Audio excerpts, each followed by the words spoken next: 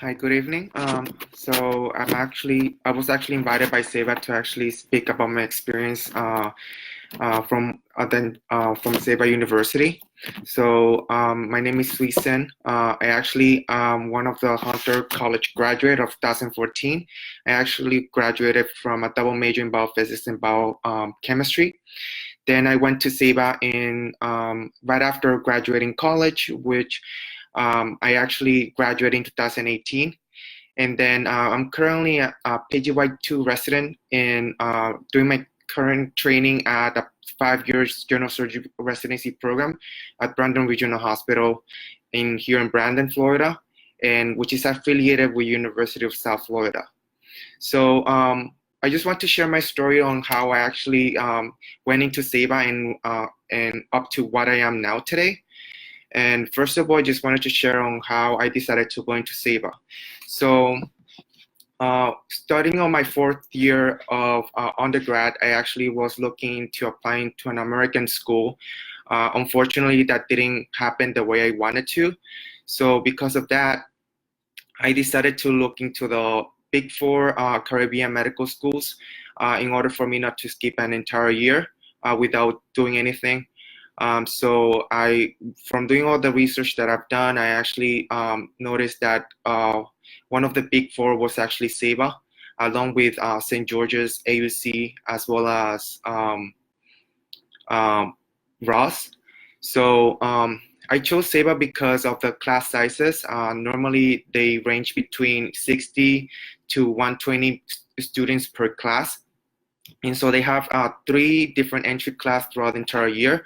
So I thought that was actually a perfect size class for me not to be overshadowed by the other students, and thought that there will be a really decent size teacher to student ratio.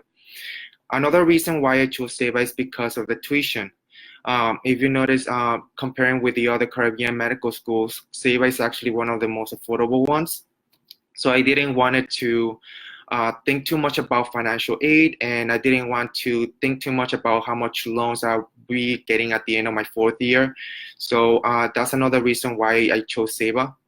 And another reason was Saba, after learning a little bit more about the Saba Island, I noticed that Saba was a very isolated island.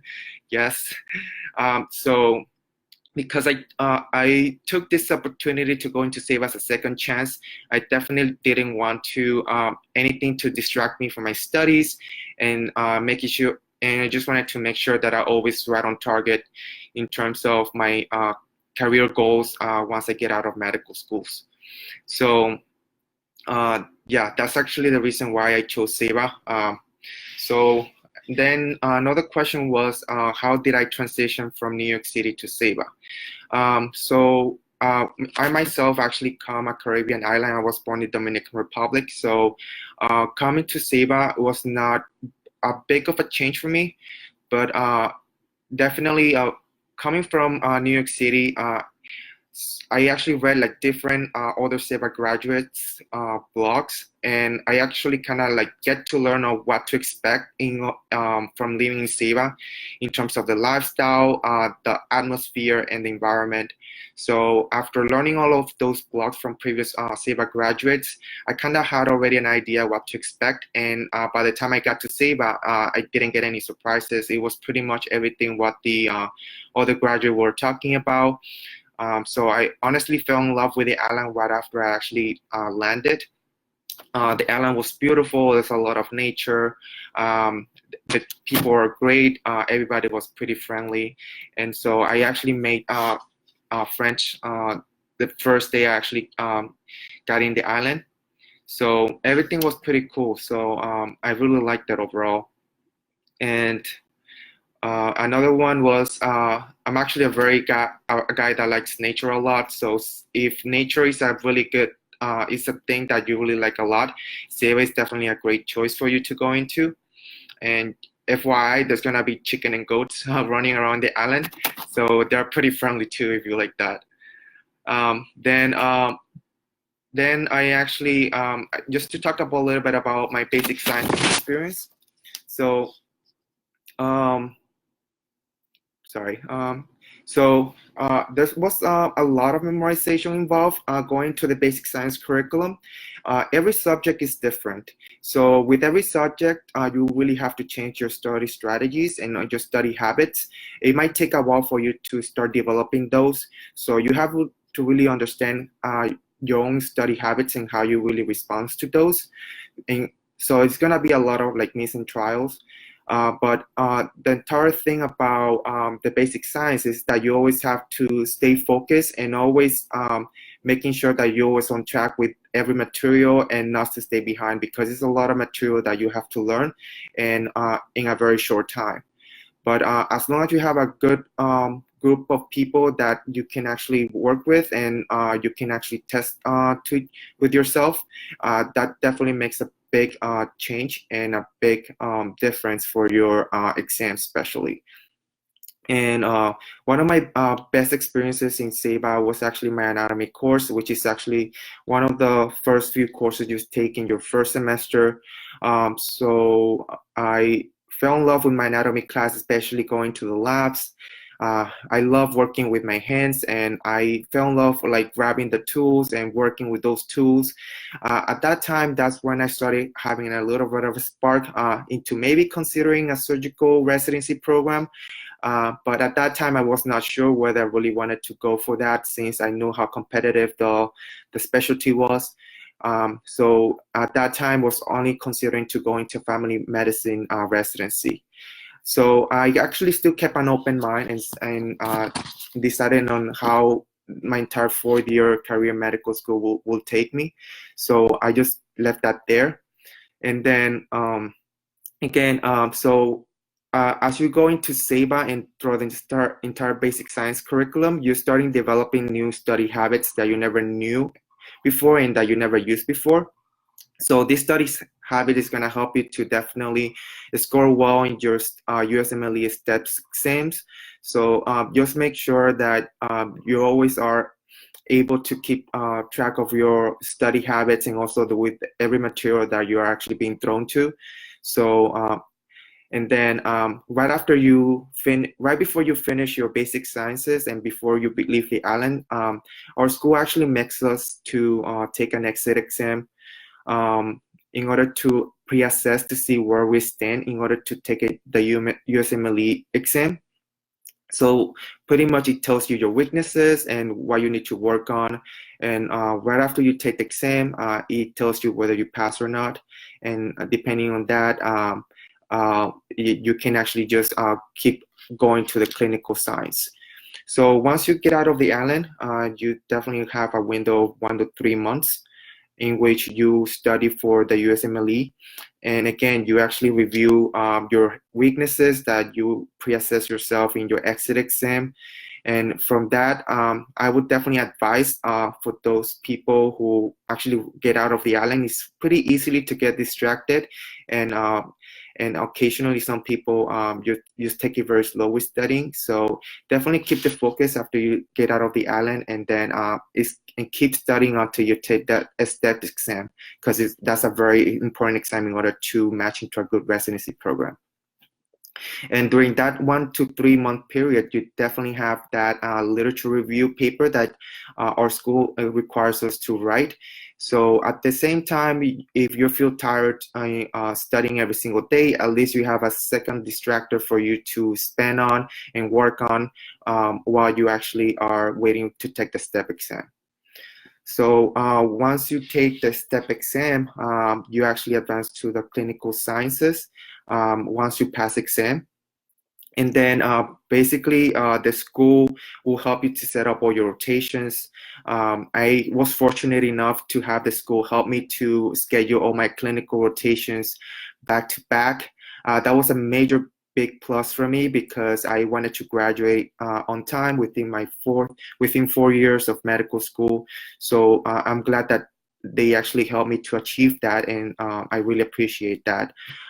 So at the same time, I actually was fortunate enough to be placed in one of those core rotations where there was a lot of great feedback from other medical students, where they learned a lot of stuff and they got the real sense of what the core rotation was all about. So I really love my medicine experience. At that time, again, I was not sure whether I wanted to go for surgery, so I kept an entire open mind for my entire clinical rotation. So I just wanted to make sure that I got a very good, how will you say that, all the information that I need in order to make my final career choice. So again, I fell in love with medicine. I thought I wanted to do medicine. And then my last core rotation was surgery. And then that's the one that I clicked the most. And that's the one that I really fell in love with. So so I did my core rotation, surgical core rotation at St. Mary's Hospital in Waterbury, Connecticut. That was actually one of the toughest core rotations that I ever had. Especially because I still remember the student coordinator saying on the first day of my rotation, where when she said, this is the rotation what's gonna make you or break you in order to go into surgery. So I really appreciate that statement because it was definitely true. A lot of people found it very difficult and definitely didn't like it, and then decided to switch specialties. In my opinion, I really thought that this is actually the type of specialty that they didn't want to get into because of the amount of critical care, critical thinking that is involved into being a surgeon, and the amount of hands-ons that is involved in the whole specialty, and the type of leadership that it is required in order to become a surgeon. So that's actually one of the reasons I fell in love with it. And also, the workload is pretty fun. So on a normal basis, we actually round very early in the morning, around 6 a.m. And then we round with the residents. And then eventually after we round, we actually get to scrub into cases and get to see as many cases as we can. And then at the same time, we can also assist the residents in all the floor works and learn from them. So in my opinion, I think St. Mary's Hospital is actually one of the best surgical core rotation that SABA has. And I would definitely advise for any of those who might be interested in surgery to consider to be one of your clinical core rotations. And again, after that rotation, I was all set for applying for surgery. And I actually needed to get everything ready. So I actually was getting a lot of clinical advice, especially from my clinical mentor, in order to make sure that I successfully matched into a general surgery program, given that it was a very competitive program, especially coming from an IMG medical graduate. It was gonna. I know that it was gonna be challenging, so I accepted the fact. So I make sure that my CV was actually up to date, and making sure that I had good letter of recommendations. So I got two surgical letters of recommendation that I was able to get. So those actually one of the they definitely help a lot. But one of the main components in my application, I thought it was my USMLE scores. I felt that by scoring high in your USMLE steps exam definitely give you a higher chance into at least getting an interview. And then subsequently, what's definitely gonna get you in is definitely gonna be the interview day, on how you get perceived by the interviewer, and how you actually interact with the other people within the program. Another thing that I wanted to talk about was the amount that that SABA actually gets you in order to apply for your residency. So we have a person in SABA that she's going to help you to develop your CV, and she's also going to help you to write down your letter of good standing and all that stuff, and pretty much summarize all your basic sciences and your clinical rotations, and put that into one package and put that into your application. I think that was a major plus in my application, since I think that I performed really well during my basic sciences in my clinical rotation. After I submitted everything, I waited for my interviews, and then I went on to do my surgical elective rotations, which I did a burn surgery rotation in can't remember where it was. I think it was in Bridgeport. Yes, Bridgeport Hospital in Connecticut, and then I did a surgical ICU rotation again back at St. Mary's Hospital, and then I did a sub-I surgical rotation at Sinai Hospital in Baltimore. All of these elective rotations that I chose definitely prepare me well in order to start a residency program, and definitely I'm glad that Saba helped me set up this elective rotation, because once I started residency here at Brandon, I felt pretty ready on how to tackle all those surgical patients.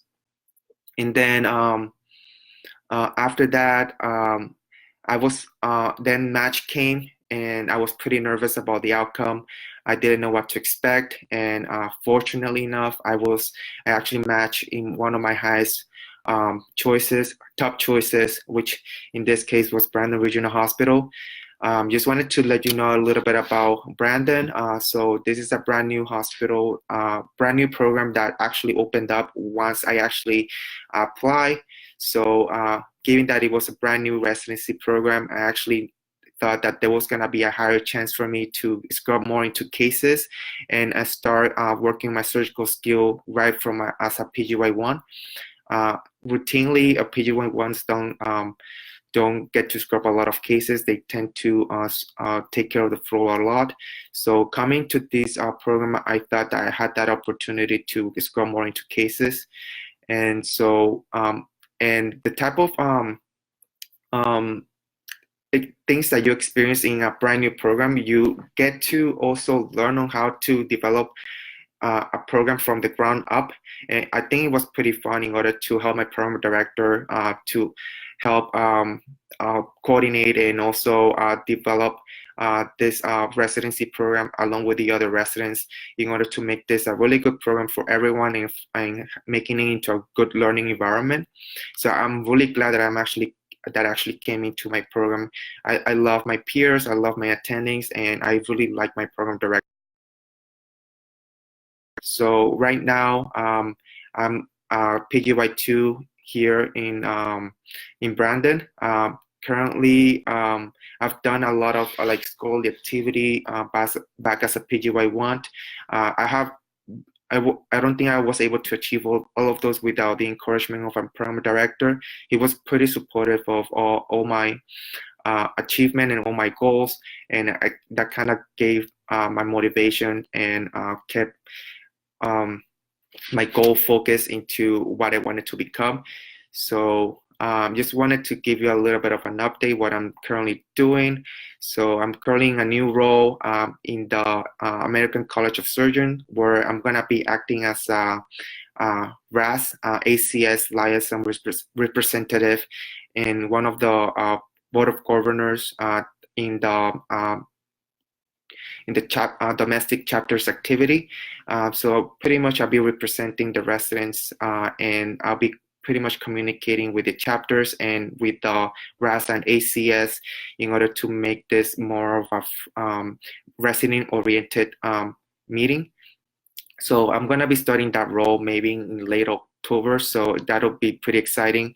So I definitely want to work on my leadership skills, and another reason why I was motivated in order to do this is because of my program director, who actually I'm definitely looking into become that type of leader. So again, I just wanted to end up with a few word of advice for those who haven't started any medical career yet.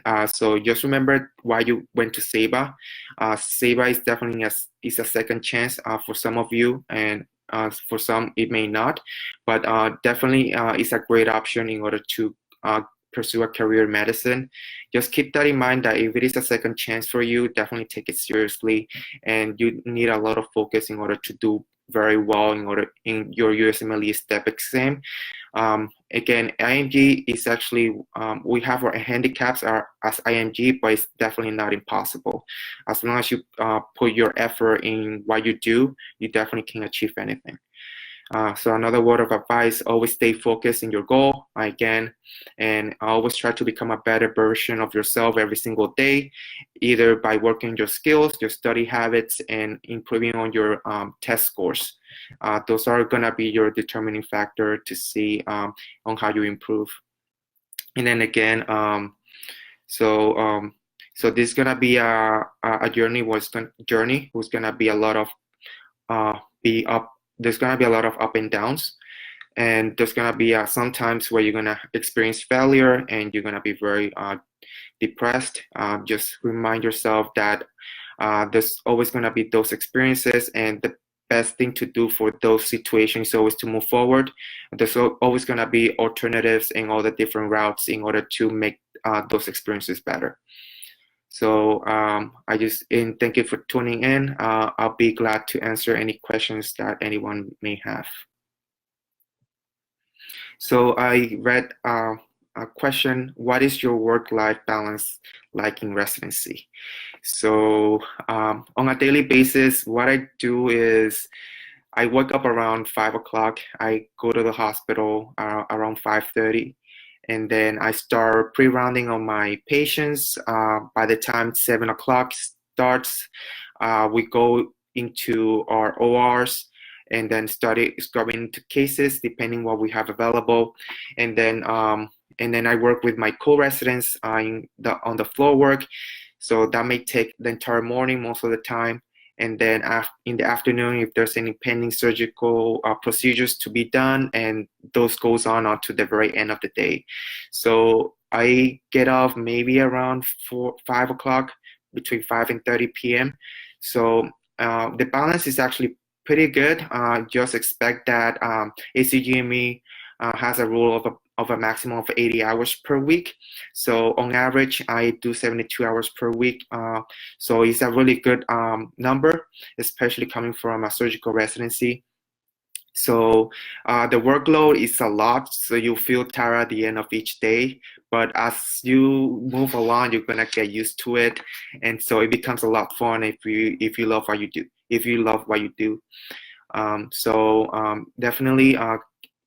If you like surgery and you like being proactive, I think surgery is a really great option for you.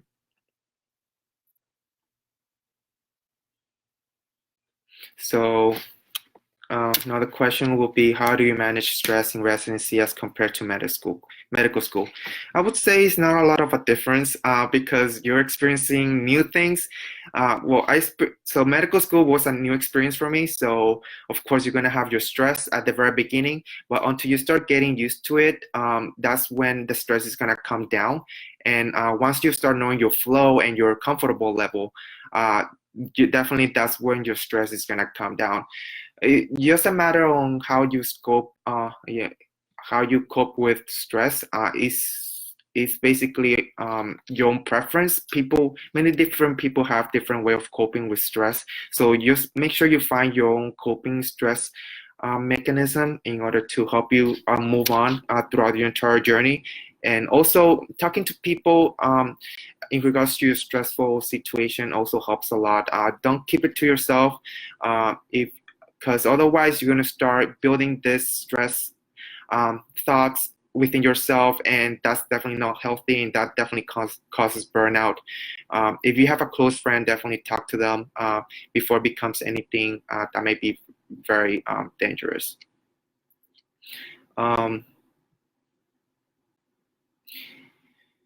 What is so? So I see that somebody asked basic sciences mandatory attendance. So what is your experience with that, especially since some people work better as an independent learner? So attendance in your basic science class is mandatory. There's always going to be an attendance sheet roaming around, and the attendant will be calling out the names. So just make sure you attend all the classes, because I believe I remember that you have to have at least an 85% attendance for each class in order to pass the class. I honestly love being lectures. I think by paying attention in class and see what's being emphasized during class makes you understand or makes you predict what's gonna be on the test. So I definitely encourage everyone to go to class, listen carefully to the faculty and to the teacher, and making sure what they're emphasizing, because that might be on the test. I know some people might be independent learners. I once was an independent learner, but I definitely needed to go to class in order to see what's being emphasized in order for me to do very well my block exams during my basic sciences. And again, if you're an independent learner, you have to make sure that you cover all the entire material that was covered in that particular lecture. Because if you miss something, that might be a major points in your block exam.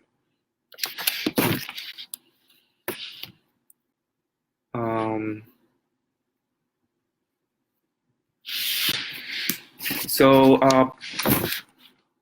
any tips about on how to study well? Oh, hold on, I'm sorry. Studying for basic science is straightforward, okay? Advice around how to score well doing rotation. So another great option about how to score well doing rotation is by trying to arrange I would say go with the word of mouth from the other medical student on which rotation was actually pretty where they actually had a really good learning experience. So if you have a really good learning experience in your rotation, you're definitely gonna do really well on your um, um, score in your exams during your rotations. Because when you learn from residents, and also when you and also you learn from the patient too. So the more you see patients, the more you understand the treatment. Well, you learn the presentation, the diagnosis that is being involved in the patient, and also the treatment management. So once you have the best clinical experience during your rotation, that helps you learn a lot.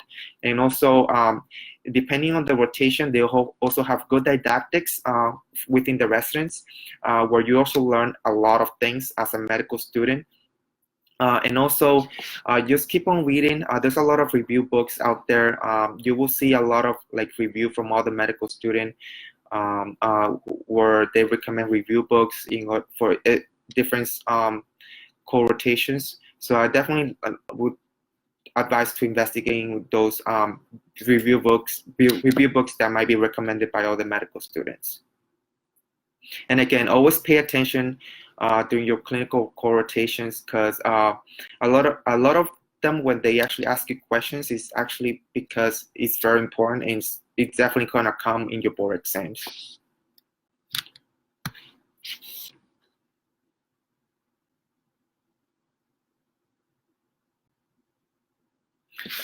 So was it easy to maintain relationships with friends and family while living on the island during years? So you live in the island for two years. You have a total of 10 semesters in the island. I believe that's about 18 months. So keeping close relationship, I wouldn't say close, but at least you're able to keep in touch with them via Skype, via phone. There's the decent speed of internet in the island, and definitely you can Skype them without a lot of like lagging. So if you like to stay in touch with your family, if that's your coping stress mechanism, I would definitely advise to just keep in touch with them every single day.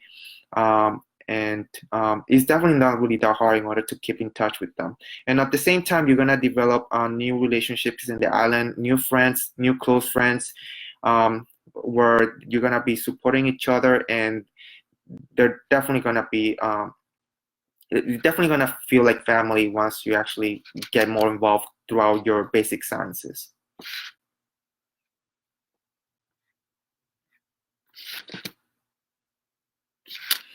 Um, so what did I write for my literature review analysis on semester 5?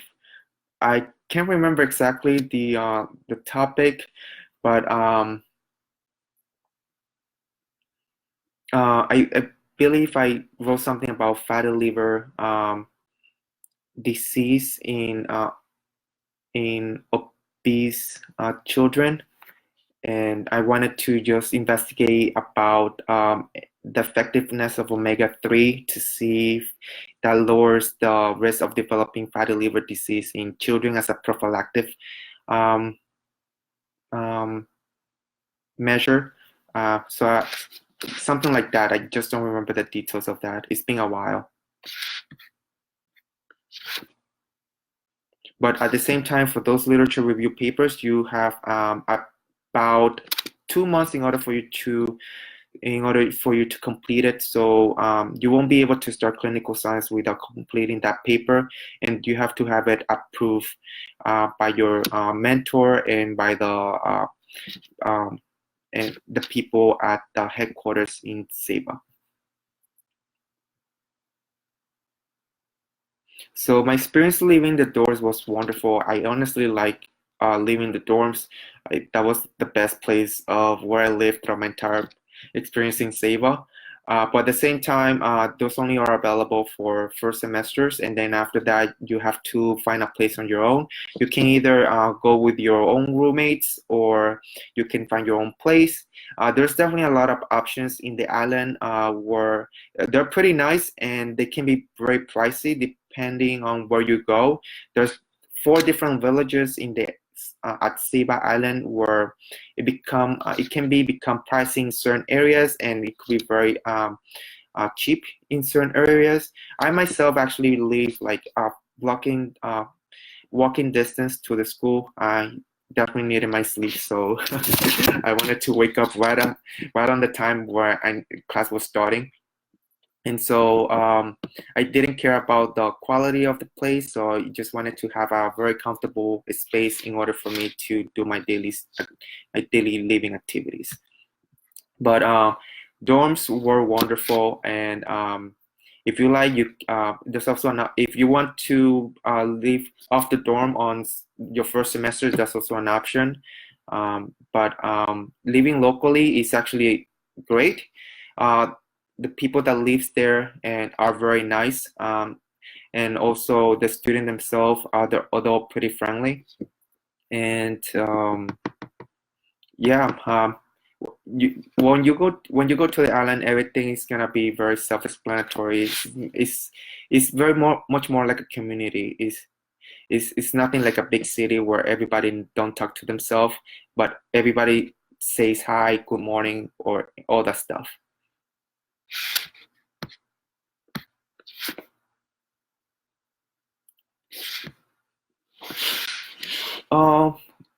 So whether I did anything specific in order to make my CV to stand out in residency, not particularly. I just submitted all the information that I had available in order to put my CV, and I just Saba helped me to actually organize everything to make it look really nice, and to make it very easy to the eye for the programs to look at. I remember my original CV without Saba having to take a look at it was super long, and comparing to the before and after, I thought, wow, this is actually a really eye-catching CV where everything looks easy on the eye. I wouldn't say per se that I had anything major that makes me stand out in my CV, but it's just the way that Saba made it look, made it so much easier to the eye for the program to quickly look at it. Just remember that every single program, they look at each applicant's application very rapidly, and so they won't be able to get to know a lot of your details. So for your application, always make it brief and short, and always to the point.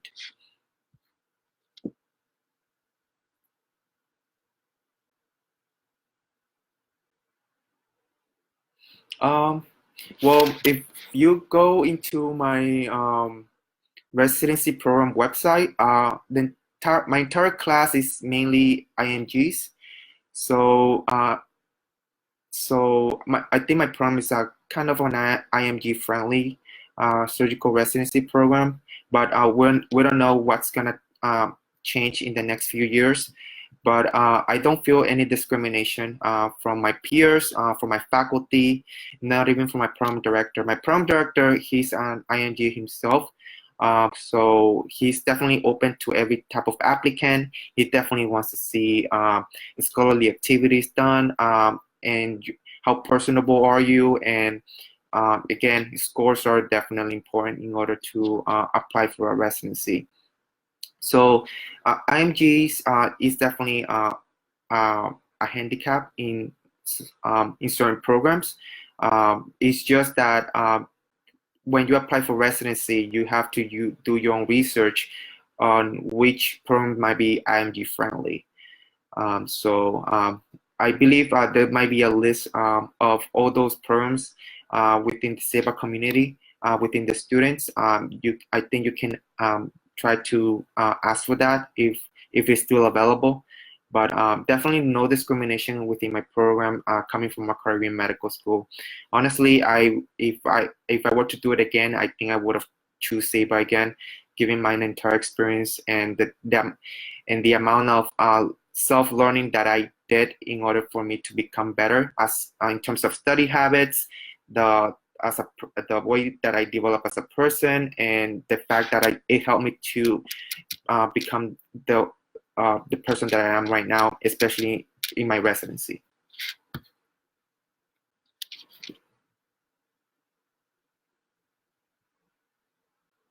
Okay, so I think this might be it. So thank you for tuning in.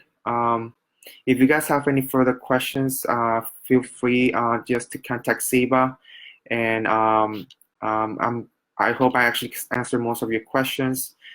So definitely keep working on yourself, and hopefully you make the right choice on whichever you actually go. Just keep in mind always never let the negative and the failures to distract you. Always move forward, and there's always second chances and other alternative routes. Okay, thank you. Bye.